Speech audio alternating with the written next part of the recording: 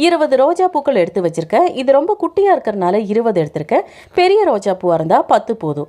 இப்போ இதோட இதழ்களை மட்டும் நம்ம தனியா எடுத்து வச்சுக்கலாம். இப்போ நம்ம ஒரு பேன் எடுத்து அதுக்கு சென்டர்ல ஒரு பவுலை வச்சு அதை சுத்திலுமா நம்ம முதல்ல எடுத்து வச்சிருக்கிற அந்த ரோஜா பூவோட இதழ்களை நம்ம சுத்திலுமா போட்டு 2 டம்ளர் தண்ணியும் ஊற்றி நம்ம ஸ்டவ் ஆன் பண்ணி அதில் வச்சிடலாம். ஸ்டவ் ரொம்ப கம்மியாக வச்சுக்கோங்க. ஒரு 20 நிமிஷம் கழிச்சு ஓப்பன் பண்ணி பார்க்கலாம். அந்த பவுல்ல கலெக்டா இருக்கிற அந்த தண்ணி தான் பியூரான பன்னீர். உங்களுக்கு அதிகமான பன்னீர் வேணும்னா அந்த மூடி வைக்கிற தட்டு மேல ஐஸ் கட்டிகள்லாம் போட்டு வச்சீங்கன்னா உங்களுக்கு அதிகமான பன்னீர் கிடைக்கும். இப்போ இந்த ரோஜா இதழ்கள்ல இருந்து கொதிக்கிற தண்ணி சேர்ந்து இந்த மாதிரி கலர்ல இருக்கும்.